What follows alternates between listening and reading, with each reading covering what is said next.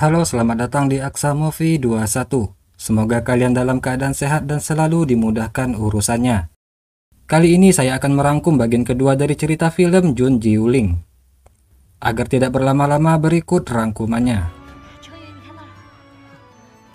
Jiuling bersama keluarga Fang lainnya datang ke sebuah acara pelayaan lentera. Cheng Yu yang baru pertama kali keluar rumah setelah 15 tahun terlihat sangat gugup sekaligus bahagia. Di saat yang sama, Yunzo dan teman-temannya juga hadir di acara tersebut. Temannya bertanya bagaimana jika nanti dia bertemu dengan Zenzhen. Yunzo dengan tenang menjawab jika dia tidak memikirkan hal tersebut. Dia hanya fokus menikmati acara lentera. Jiuling minta izin kepada nenek Fang untuk melihat-lihat. Dia lalu pergi menyaksikan permainan catur. Di sana juga ada Yunzo yang memperhatikan temannya bermain. Di saat temannya salah langkah, dari pinggir arena Yunzo mengajarinya, yang bersamaan dengan Jiuling. Dan selanjutnya kejadian yang sama terulang kembali.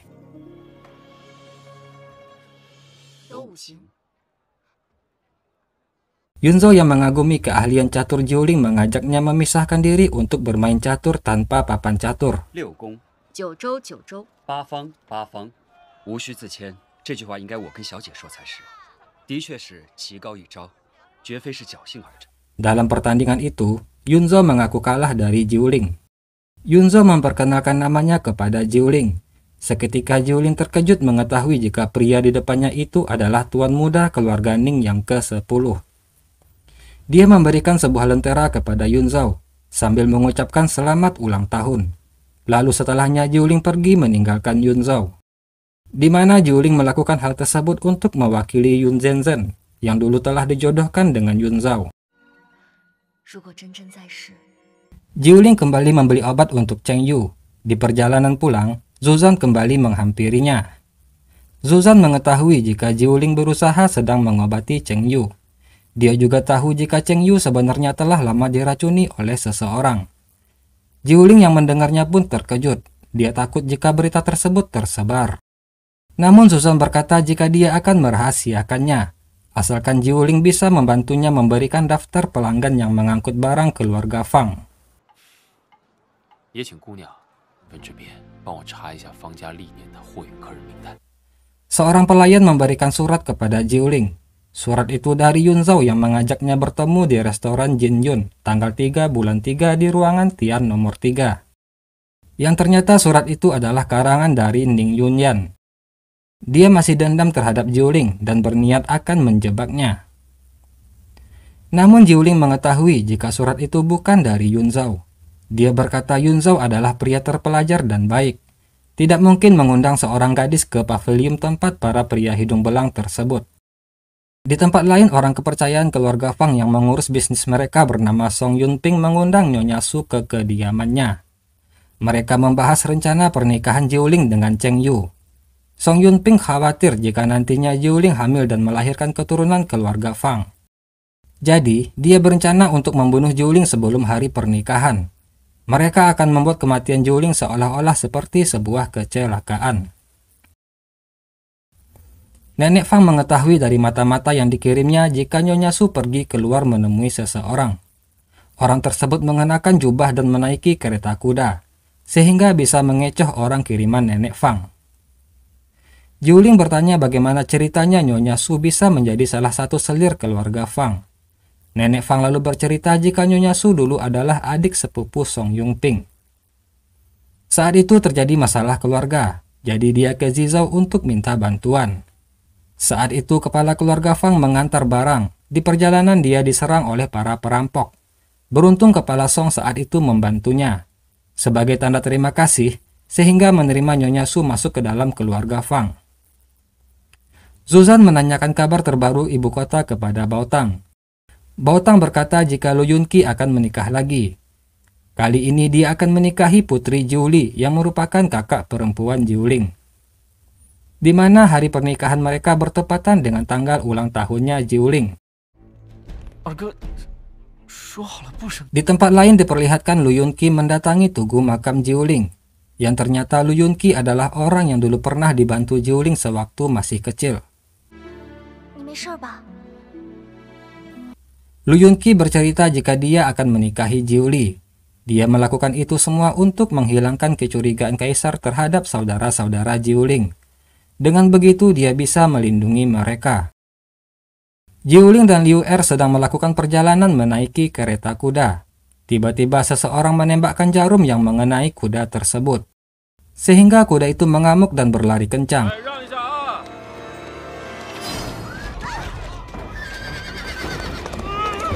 Jiuling berusaha menarik tali kusir untuk menghentikannya, namun tenaganya tidak cukup kuat.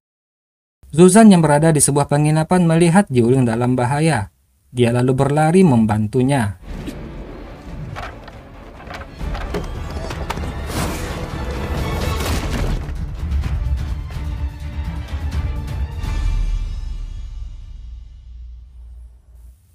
Jiuling mengucapkan terima kasih atas bantuan Zuzan. Zuzan berkata jika ada seseorang yang ingin membunuhnya, ditemukan sebuah jarum yang tertancap pada bokong kuda. Jiuling sudah menduganya.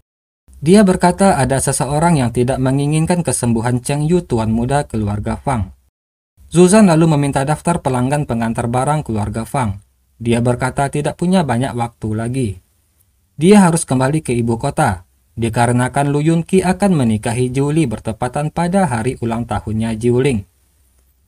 Jiuling mendengarnya pun terkejut. Dalam hati dia sangat marah terhadap Lu Yunqi.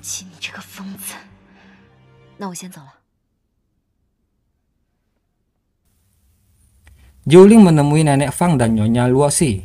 Dia menginginkan setelah festival Maret, pernikahannya dan Cheng Yu bisa dilangsungkan. Setelah pernikahan dia bisa memandikan Cheng Yu dengan obat, lalu menambahkan jarum emas untuk memperbaiki aliran darahnya. Dalam beberapa waktu, harusnya Cheng Yu sudah bisa berdiri.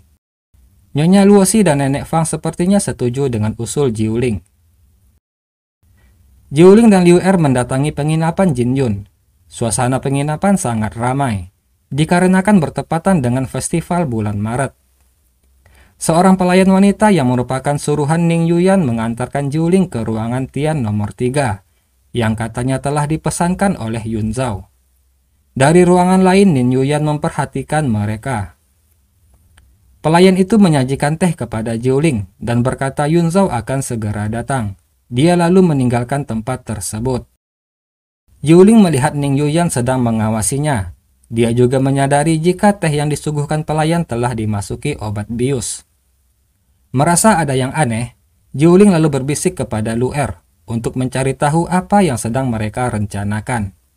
Yang ternyata itu memang ulah Ning Yuyan yang menyuruh pelayan di sana untuk menjebak Jiuling. Lu Er lalu melaporkan kejadian yang dilihatnya kepada Jiuling. Dia mengajak Jiuling segera kabur dari sana. Namun Jiuling menolak.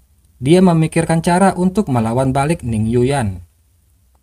Sementara itu, Zuzan dan Baotang juga hadir di sana. Terlihat juga Yun Zhao hadir bersama teman-temannya. Temannya mengejek Yun Zhao yang selalu memikirkan gadis yang memberikannya lentera di malam itu. Pemilik penginapan mengumumkan jika beberapa saat lagi akan diselenggarakan permainan Tuho, di mana permainan Tuho ini adalah lomba memasukkan anak panah ke dalam sebuah tempat yang disediakan. Bagi pemenangnya, kedepannya akan menjadi tamu kehormatan Pavilion Jin Yun dan akan diberikan pelayanan gratis. Jiuling mulai menjalankan rencananya, di mana dia telah menyuruh Lu Er untuk mendaftarkan namanya dan Ning Yuyan untuk ikut dalam pertandingan tersebut. Pemilik penginapan pun mengumumkan nama Ning Yuyan dan Jun Zhenzhen yang akan segera bertanding. Ning Yuyan yang mendengarnya pun terkejut. Begitu juga dengan Yun Zhao. Kedua peserta itu pun turun menuruni anak tangga menuju lapangan. Yun Zhao terkejut melihat Jun Zhenzhen. Ternyata dia adalah gadis yang ditemuinya saat acara festival lentera beberapa waktu yang lalu. Ning Yuyan menghampiri kakaknya.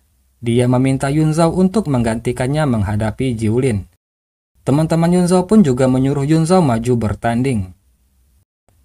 Yun Zhao pun naik ke panggung, di mana pertandingan Tuho ini akan dilakukan sebanyak 3 babak. Setiap babak mereka harus memasukkan 6 anak panah pada tempat yang disediakan. Pertandingan pun dimulai. Pada babak pertama, Yunzhou melempar duluan. Dia berhasil memasukkan semua anak panah di tangannya.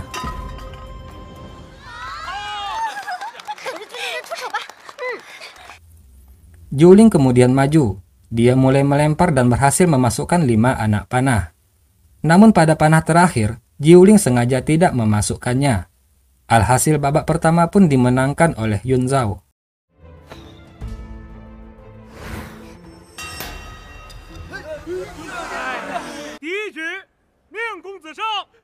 Pada babak kedua, Jiuling menjadi pelempar pertama dan dia berhasil memasukkan seluruh anak panah.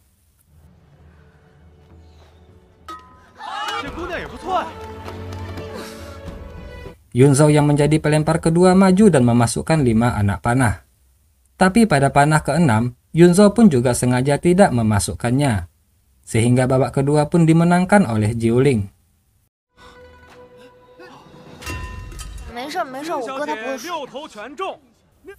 Sekarang posisi mereka menjadi seri.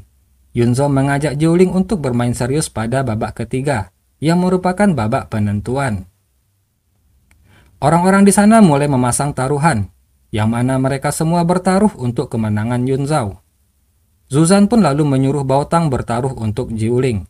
Baotang lalu berteriak, dia bertaruh 1000 tael perak untuk Jiuling. Ning Yuyan yang mendengarnya pun kesal, lalu menaikkan taruhan hingga menjadi 5000 tael perak. Sehingga orang-orang di sana menertawakan dan berkata, jika tuan muda keluarga Ning selalu berhubungan dengan 5000 tael perak.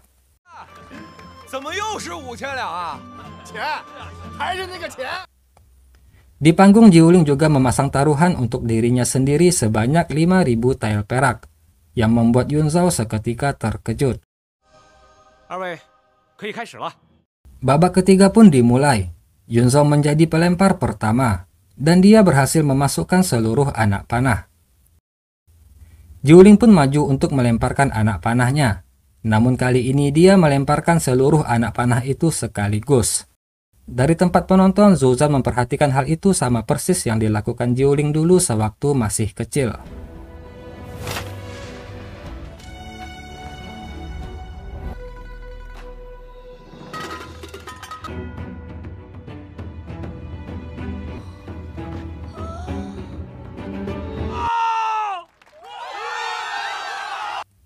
Tanpa diduga secara luar biasa, semua anak panah yang dilemparkan Jiuling masuk sekaligus. Penonton bersorak tidak menduga kejadian yang baru mereka saksikan. Dengan demikian, sudah pasti pemenangnya adalah Jiuling. Jiuling dan Liu Er kembali ke ruangan penginapan. Seorang pelayan pria menghampirinya. Pelayan itu berkata jika uang taruhan Jiuling sangat banyak, jadi butuh waktu untuk mengantarkannya. Liu Er yang senang pun berkata akan mengawasi uang mereka dan langsung pergi dari sana. Pelayan pria itu menyajikan teh untuk Jiuling. Jiuling tahu jika teh tersebut telah dimasuki obat bius. Di saat yang sama, Zuzan juga datang menemuinya. Melihat kehadiran Zuzan, Jiuling lalu menutup jendela, sehingga Ning Yuyan dari kamar lain tidak bisa melihatnya. Sementara di luar penginapan, Song Yunping yang berada di dalam kereta kuda menyuruh seseorang membunuh Jiuling. Dia berkata jika kali ini jangan sampai ada kesalahan. Setelah menunggu lama tidak ada yang terjadi, temannya Ning Yuyan yang bernama Lin Jin berinisiatif memeriksa kamar Jiuling. Beberapa saat kemudian terdengar suara teriakan. Ning Yuyan menyangka jika itu adalah Jiuling. Namun tiba-tiba ternyata Jiuling telah berada di bawah. Wanita yang berteriak tersebut adalah Lin Jin, temannya Ning Yuyan. Yang ternyata tadi Jiuling yang dibantu Zuzan melumpuhkan pelayan penginapan, lalu meninggalkan tempat tersebut. Lin Jin yang memasuki kamar Jiuling pun disangka pria suruhan Ning Yuyan adalah Jiuling, yang artinya sama saja dengan senjata makan tuan.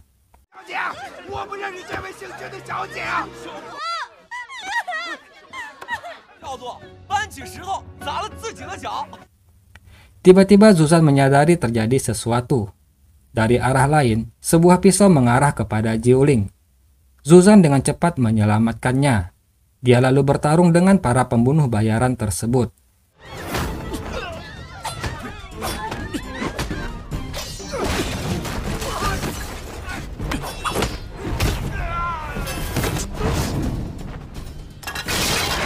Dia berhasil mengalahkan mereka semua, yang kemudian kabur dari sana. Jiuling kembali berterima kasih kepada Zuzan. Untuk kedua kalinya dia telah menyelamatkan nyawanya. Namun Zuzan mengabaikannya. Dia bertanya mengenai teknik melempar panah yang tadi Jiuling lakukan. Tiba-tiba Baotang datang memberitahu jika divisi Wude datang di sana. Zuzan pun pergi dari sana untuk bersembunyi. Wakil komandan divisi Wude yang bernama Jing Baihu memerintahkan pasukannya untuk menggeledah semua tempat tersebut. Mereka memeriksa semua pengunjung dan masuk ke setiap kamar penginapan.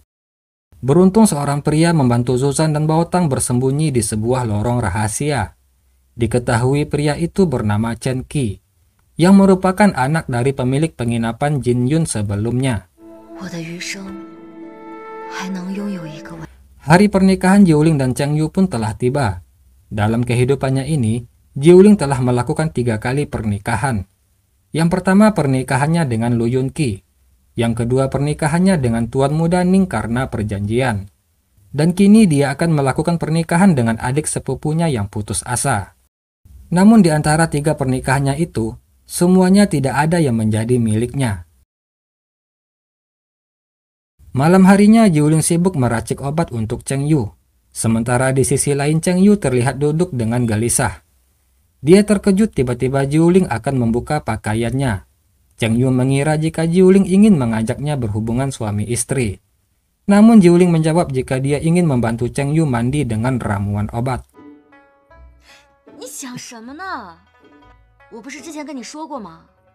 Setelah mandi obat, Jiuling melakukan pengobatan akupuntur terhadap Cheng Yu. Di saat yang sama tiba-tiba Zuzan masuk ke kamar mereka. Zuzan tahu jika pernikahan Jiuling dan Cheng Yu adalah pernikahan palsu. Jiuling melakukan pernikahan itu agar lebih leluasa mengobati Cheng Yu. Zuzan memberikan kertas yang bergambar seger pemerintahan era ketiga Taiyan kepada Jiuling. Dia meminta Jiuling untuk mencari tahu maksud dari gambar tersebut dan menyelidiki orang mencurigakan di keluarga Fang.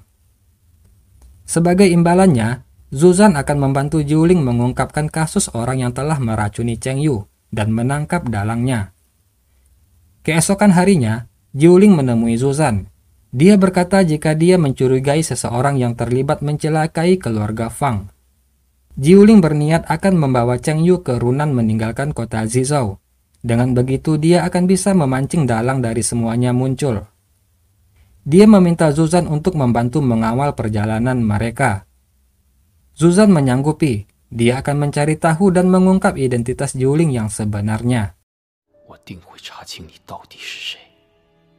Oke, demikianlah bagian kedua dari cerita Jun Jiuling. Mohon maaf jika terjadi kesalahan dalam pengucapan. Akhir kata saya ucapkan terima kasih. Assalamualaikum warahmatullahi wabarakatuh.